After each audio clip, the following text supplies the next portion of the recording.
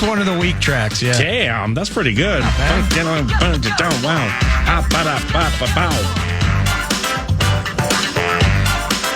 There's an Eminem song. I haven't heard the song, and I'm not even going to go down the context of what it involved. But he misspelled the word rapper purposely. Do you know what I'm talking about? I do not, no. Yeah, I saw it online last week where he has a song. I don't even know what it's called, but like he'll rap it and say rapper, but if you read the lyrics, there's a letter that's left out. And then he has just like one of the most creative, brilliant approaches to the way he shared. I found it. He didn't spell the word without a P. Right. Did he? I always love that one. That's elite. Yeah. That's unbelievable how he laid that thing out and the lyrics before or the words before, like what you inside would call a friend in California. And it's, man, holy cow, is he just clever and creative. I've never gotten on board with Eminem, but he is possibly maybe the best lyricist in hip-hop in the last 25 years. Yeah, for sure. Certainly well-respected by his peers. Ain't no doubt about that. The Minnesota Timberwolves are at the Chicago Bulls this evening. Preseason hoops and the debut of old Julius Randle. Oh my gosh, can you above average at that? Julius Randle, the centerpiece of the trade with the Knickerbockers for Karl Anthony Towns. So what are we looking for tonight in Julius Randle? How much is he going to play? Chris Finch joins 9 to noon tomorrow, right out of the gate at 9 a.m. That's cool. Talking to Finchy after the penultimate preseason game and the debut of Julius Randle. Curious to see how that looks. The team's depth, and you can at me on this if you want, or you can hit the impersonal 64686 or leave a talk back via the free IR radio app. It's up to you. If you want to at me on this, Cole, the team's depth is the greatest in the history of the team. The top 8, 9, 10, 11, it's the greatest in the history of Minnesota Timberwolves basketball. And I'm an equity guy. So I remember getting into the likes of Anthony Peeler and Troy Hudson and some things that would take place back when 02, 03, 03, 04. But I mean, if I'm missing something here, somebody help me out. They'll start, maybe not tonight, but like when the season rolls, we're going to go Conley, Anthony Edwards, McDaniels, Stifle Tower, and Julius Randle. So right there, that's a formidable five. Then after that, off the bench, you go Nas, DiVincenzo, Dillingham, Terrence Shannon Jr., Joe Ingles, and Josh Minot is opening eyes. He's going to play. What about Nickeil Alexander-Walker? No, there it is right there. I know I was missing one. Thank you. Nickeil Alexander-Walker. Thank you. So I think he would usurp the Illinois kid simply from a position flexibility standpoint. And Josh Minot had a quote I recently read. I can't remember where it was, but it's like somebody asked him if he expects to play. And he's been playing quite well of late. And he basically laid it out. If you don't play deep, it doesn't matter who you are on this team. If you don't play defense, you're not going to play. But especially Josh Minot. So if you're down with the Minots and the Shannon Juniors and the Dillinghams and Alexander Walker and stuff like that, if you're not playing defense, you ain't going to play. But this has I'm not even going to say it has the potential. This is the deepest Minnesota Timberwolves team that I've seen in my life, which started here in 1998. So now you think about that and where they went last year and what happened against the Dallas Mavericks. Okay, so now they make that trade. DiVincenzo had to be part of the trade because of his three-point shooting prowess, but his defensive prowess too, specifically on the perimeter. There's somebody who told me a couple of days ago, DiVincenzo guards the perimeter the way a young Klay Thompson did, and Klay was a badass when he was engaged, because you got to get these players a little engaged in the NBA these days. It's a long season, man. A lot of travel, a lot of Boo-ray games. And once engaged, Klay Thompson shuts you down. Like old schoolers will remember Michael Cooper Michael Cooper for the Lakers, 6th man in some of those battles he had with Larry Bird. DiVincenzo can be that. So you get that defensive pop against the likes of Luka and Kyrie. Now they've added Claymaker, who had an awful game the other day. It was like 0 for 8, 0 for 9, but he'll get his. So they add there P.J. Washington, somebody that you can't sleep on. And when they made that move last year with Washington and they got Daniel Gafford to pair with Derek Lively, yeah, Dallas, for my taste, until it's kind of like the Lions, even without Aiden Hutchinson. Okay, the Vikings are undefeated. The Vikings have some metrics offensively and defensively, and with the kicker that look better than the Detroit Lions. The Lions are the best for my taste, the best in the NFC until somebody gets by them. Maybe the Niners. Vikings are in the conversation. In the Western Conference, what's the same thing for me because Luka Doncic is still relatively young. Kyrie's in the second half of his career, but those bigs, Gafford and Lively, and how they impacted games last year. They gave us fits and just their ability to roll those in waves and such with PJ in the mix. And I don't think PJ gave as much offense in the series as we anticipated, but still, he was tough as nails. Yeah, he'll beat you up. I mean, so they got physical with him. They got physical with Klay Thompson. They got physical with Gafford. And Lively's in his second year. And Gafford young too. So, I mean, they can wheel those guys, in and out, each playing about 24 minutes. So, yeah, that's the team to beat in the Western Conference as far as I'm concerned, especially with the addition of Klay. What about the Nuggets? Now, Jamal Murray has had knee problems about the last 4, 5, 6 years. Funny, he hurt his knee either in a practice or a preseason game within the last week. So they're sitting out Jamal Murray, and he may not even start the season as a starting guard for the Nuggets. I'd be concerned with that. Michael Porter Jr. is in and out. Aaron Gordon is in and out. Joker's best in show. But I just feel that bit topped out. Okay, it's going to be formidable. But when it won the title, there is a regression to a mean, which is a good mean. I mean, they can get to the Western Conference Finals every single year as long as Joker guy's playing. But I don't look at them as like the number 1 or 2 or maybe 3 caliber Western Conference team to go to the NBA Finals. Not at all. I'm thinking Dallas and Timberwolves. I'm not, with the Lakers, if with LeBron and Anthony Davis, Austin Reeves will be better this year too. He's pretty good, but he'll be better. D'Angelo will shoot you out of a game in a minute. I'm not taking them seriously a lick as a conference finals contender. Then where do you go from there? The Golden State Warriors. And they got Steph. Okay, they got Steph. So like Jonathan Kuminga played like 20 minutes a game last year. They're heavily reliant on him to like fill the Claymaker role.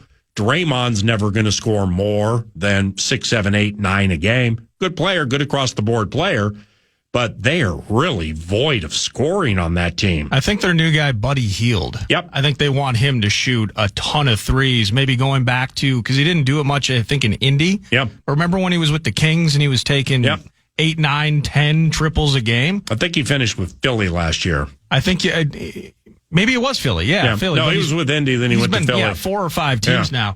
But I think that's their guy. Yeah. What do you think? Well, Okay, what they're going to do with Buddy Hield, because they did it the other night, he's going to come off the bench.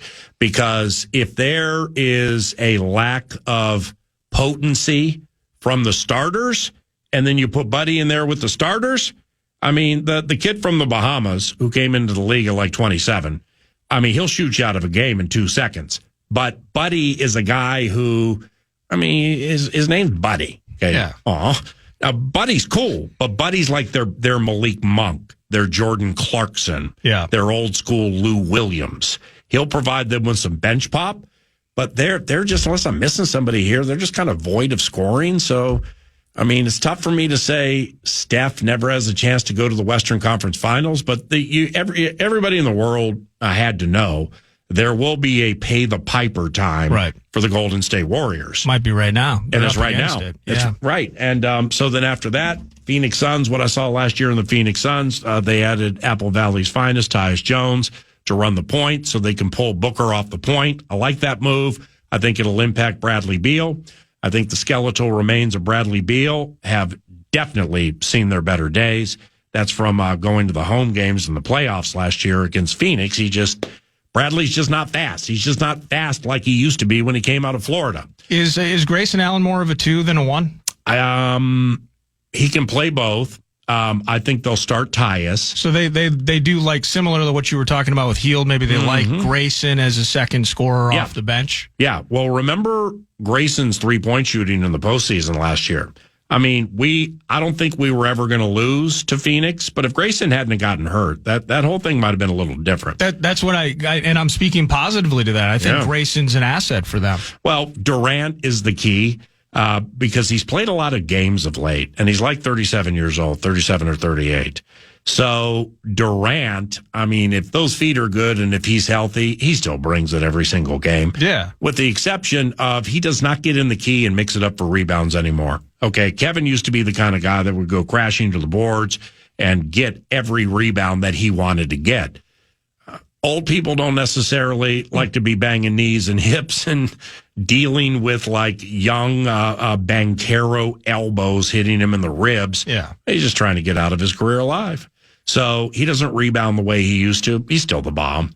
Booker, I love Devin Booker. He's the bomb too. Nurkic had a wonderful season last year, but he's getting hurt too much of late for my liking. So Lavelle still likes him as a second rounder. Yeah, the Suns need to be taken seriously. I don't like their bench as much as I like the Wolves. Let me hit you with I got a couple of teams for you here. Mm-hmm. Gonna hit me with Memphis? I'm going to hit you with Memphis. Yeah. Let's do that because I don't want to say that they're key. They're not experienced enough and veteran enough, I think, to just flip a switch. Yeah. But everybody was hurt on that team. Marcus Smart missed 20-plus games. Bane, like half the season. Damn, they got Marcus Smart. That's right. Jaws spent the last 2 years either suspended or injured. So Smart's away from the team now, and I don't know if it's injury or personal or whatever. He didn't play a lot of games last year. They did not get their money's worth from Marcus Smart last year. Jaren Jackson Jr., along with John Morant, Desmond Bane. Oh, they're eyeing a trade. That's the big news thing within the last 24 hours. Marcus Smart potentially Madison Square Garden bound. Oh, wow. Really? In the rumor mill, yeah. Okay, now wait, then that means... Sixers in the mix. Yeah, they might be trying to shop him for some reason. Well... If the Knicks are considering Marcus Smart, then that means something is up with OG Anunoby because he's not playing right now. Might be a finger or something, and Anunoby's the bomb. Finch used to coach him in Toronto. He's a steel machine, hits threes too. Wow, that's compelling. But Morant, Bane, and Jaren Jackson Jr., that's like a lowercase MB3. I'm not going to make it capital M, capital V, but it's an MB3, especially if Ja can play 80% of the season or 85%. And they got Zach Edey in there as the true center. That's their key. I watched him play the other night. Holy cow.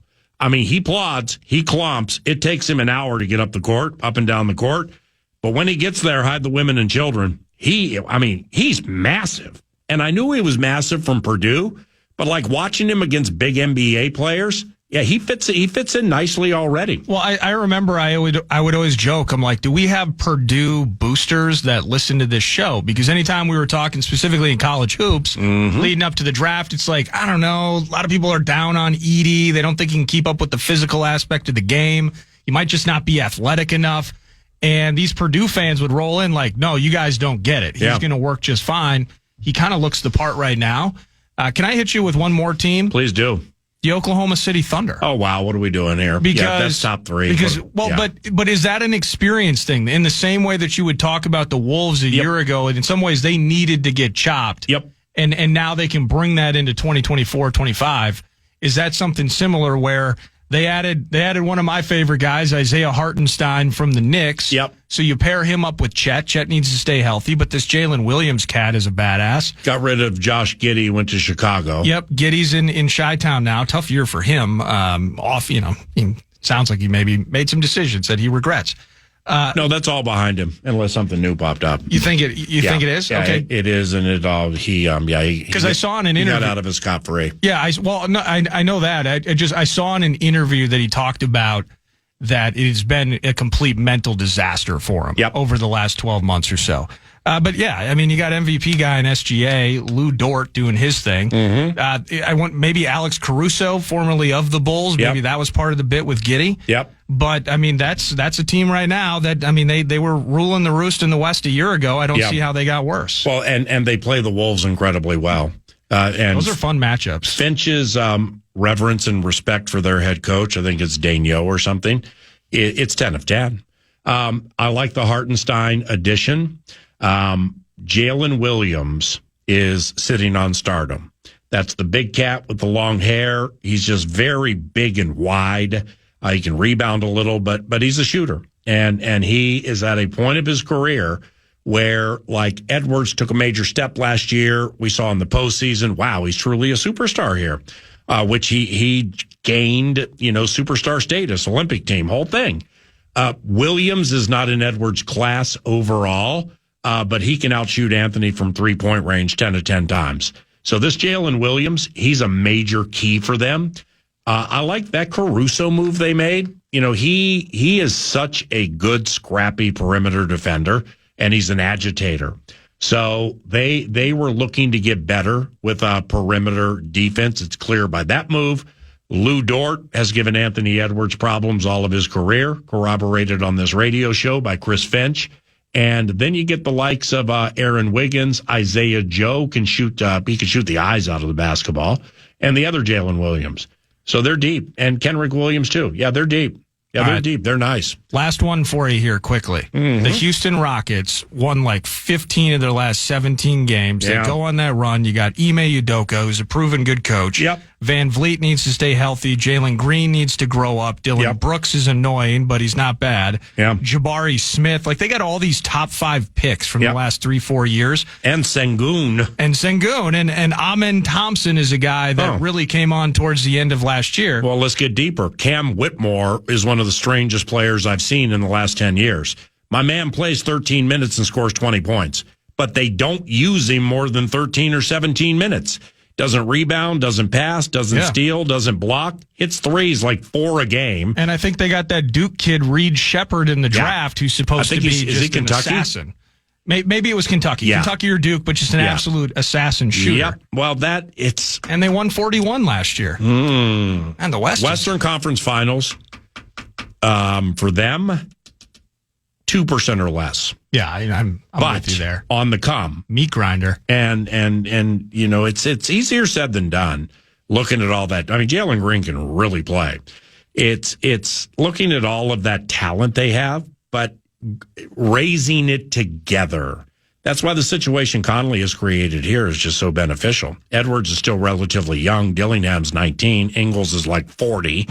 Gobert's been around forever. So is Conley. McDaniels hasn't. Reed hasn't. It's a wonderful mesh of those of the elderly variety, those of the middle school variety, and then you got the kids like Dillingham. This is the deepest team in the history of Minnesota Timberwolves basketball, and one that has a bona fide chance to get to the NBA Finals if it stays healthy. That would be money, and here comes some money in a cash thing. The Fan, along with 2 men in a junk truck, want to give you a chance to put $1,000 in your hand with a national cash contest. Go to KFAN.com and enter the keyword grand. You might win $1,000 with the keyword grand at KFAN.com.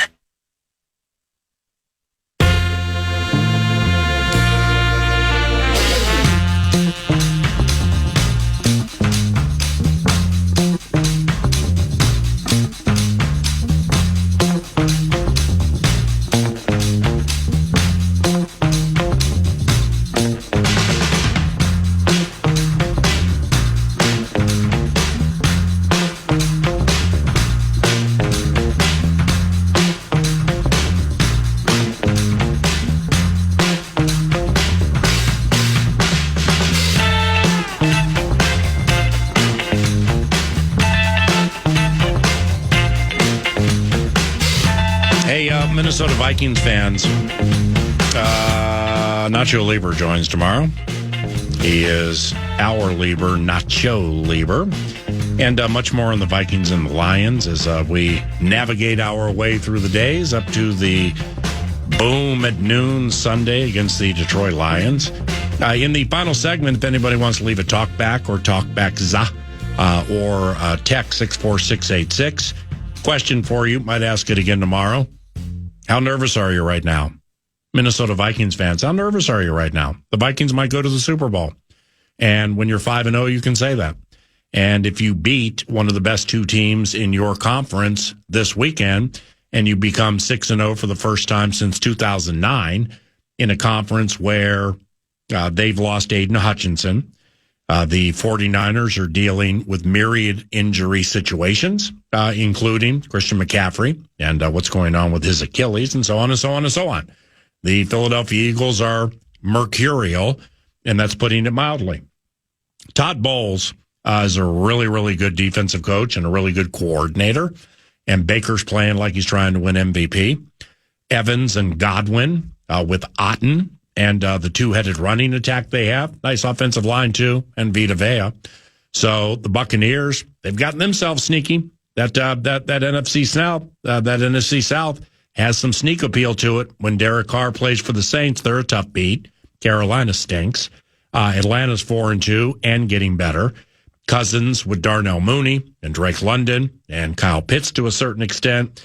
Bijan still is yet to cut loose. Not sure if he ever will, but that's a conversation for a different time.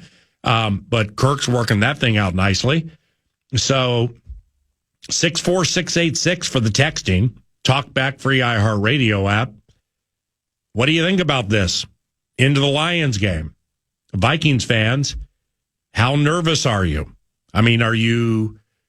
When I say nervous, it's not nervous. This is a distraction, okay? This is a life distraction, which is sweet. We care about it, but at the end of the equation, unless you're betting grandiose sums on it, it shouldn't shape your life one way or the other.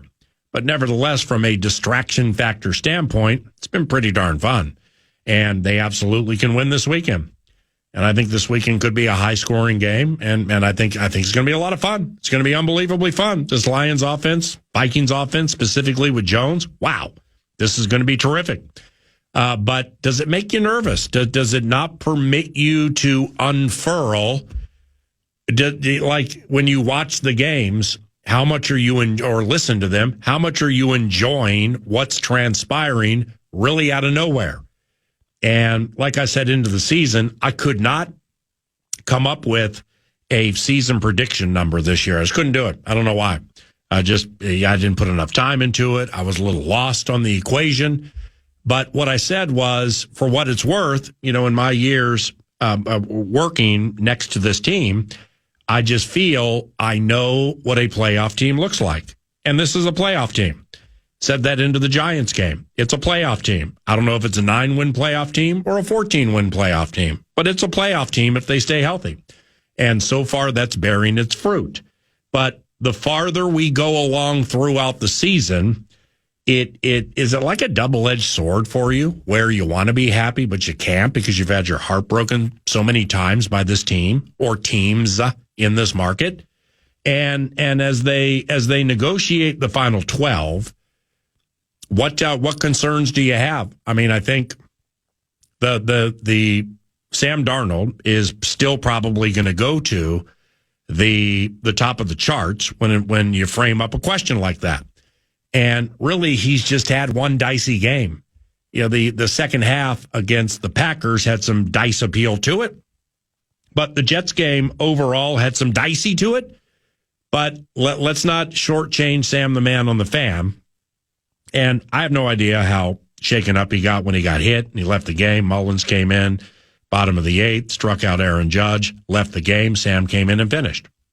Nick Mullins, though, off the bench, Nick Mullins fires as well as anybody I've ever seen. In short fashion, you're like, well, he can't be ready to do that. You're going to run, right? Nope, 20 whatever down the field, stroke the post to get a first down. But with the Vikings at 5-0, what are you thinking about this thing? And what do you think potentially outside of injury, because you can't guess or plan for that, is going to derail it? 64686 for the texting, and the talkback is the free iHeartRadio app. Also laid out a bunch of Timberwolves-related takes. If anybody had any thoughts on that with Julius Randle debuting this evening, we would love to hear that. 64686 or the free iHeartRadio app. We will pay off some of those texts and or talkbacks if we get them around the corner on KFAN. Fan.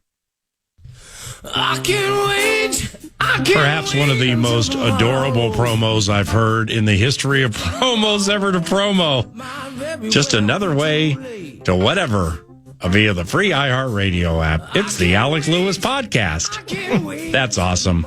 And he sounded like he was talking off mic like this, too, right, which he loves to do. Yep. He had nobody at the Twin Cities Orthopedics Performance Center studio to get with Alec, and say, can you get closer to the microphone? As opposed to, the pole lads, they have the Twins been good or bad during the pole lad run? Wobble. Get up close to the mic, my man. Oh, I love that. And do we have any talkbacks? Or by the way, Alec at Buffalo Wild Wings Monticello, probably 10:30ish. Greenway, MEA terrorism. So Greenway will not be there. We'll do a phone segment with him Friday. And that's at Buffalo Wild Wings Monticello for the Friday football feast. Looking forward to that into this kiddies game. Monticello always represents in second and on fashion. What's going on over there? Yeah, Craig in Boston, 64686, Bradshaw and Bryant, KFAN text line. Considering the expectations of a 1-5 start by the experts, PA, it's all gravy. I might get anxious, but I'm striving not to get that way. Right. That's Craig in Boston. Jeff, I feel like it's a legitimate team. I think we're in a group of 4 or 5 teams, one of which will be the Super Bowl winner. However, you're shocked by this common theme. Beyond that, no way I'm getting excited. 49 years old, too many letdowns. I understand. I didn't used to understand. Like, I did a podcast last week with Craig Kilborn called The Life Gorgeous. And he's a Hastings, Minnesota native. How is Kilby, by the way, in podcast form versus? Oh, he's I hear terrific. him with Barrera. I'm just curious. Well, I'm a long fan. Form podcast. Well, yeah. When I first met Craig Kilborn 2 years ago, he was in the iHeart suite right next to the Vox box, and it was the Dallas game. Yeah. So he got killed. So he saw that. Oh no! But I never had forgotten from whenever he was at ESPN. I'm gonna say a quarter century ago. Okay. ESPN is promo immortality. Like when the mascots or the players walk through the office places, stuff like that. You know what I'm talking about? Yeah. Well, Kilborn had one where it was at the tail end of like Rich Eisen and just a bunch of big names when ESPN used to be good. And with SportsCenter, people used to care about it more than they do now. And, they had talent after talent after talent after talent. Kilborn was part of that. Yeah, it was murderer's row of people that all Eisen and all those guys Dan Patrick have gone on to do unbelievable things. Yeah. Well, Kilborn, I never forgot it, and I hit him with it when I first met him in the suite. His part right at the end of the promo was he was about ready to go on SportsCenter, and he was walking straight ahead saying, I love the camera loves me. I love the camera loves me. I love the camera loves me. And that's, when I said that to him, he was like, I can't believe you remember that. How can you forget it? It's so distinct, and he's so clever and crafty at what he does. In podcast form, he's chill. He's so talented, Craig Kilborn is so gifted. But it came up with him, with the Vikings and the Wolves, where I'm like, there's that Minnesota fatalist attitude that you don't even live here anymore. So you don't even have to be a fatalist, but he really loves the team's and he was kind of like one of those talkbacks or one of the text message where he's like, I'm only going to let myself get so excited because of all the letdowns over the years. I got this one. What do you think about losing a close, hard-fought game at this stage of the season? I've seen that, the adversity idea. Yeah. I think I've heard that. They've faced a little adversity. I think whether it was at Lambeau second half and in London. I'm okay with them continuing this 14 points in the first quarter thing and building large leads. I think if they do that this Sunday, I'll be fine with that. I would reframe it a little bit because I understand the premise. Eliminate the losing part of the equation. Yeah. Okay, I am rooting for a tight game so they can lose so I can go to the locker room and see how they're handling it. No, how about just tight games? How about a Reichard walk-off? Yeah, the Packers game, they can pretend it was tight. It wasn't tight. The Jets game got a little dicey. Yeah. Jets game got a little tight because Aaron that's was not driving. That's not Jordan Love. That's HOF. Yeah. Okay. So yeah, you had to think about that a little bit. Then the man they call Gilly, old Gilly, how about Gilly? Gilmore. How about my relationship with Gilmore? Holy cow. It's a great relationship, but just consider 2 years ago, somebody might want to come off the bench and whoop his ass or whoop his butt. Steph's cool, man. He's chill, but he's a very relaxed guy. But like 2 games ago, I came up to Gilmore in the locker room. It was at Lambeau, I think, and I'm like, "Did you bring a magazine to the game?"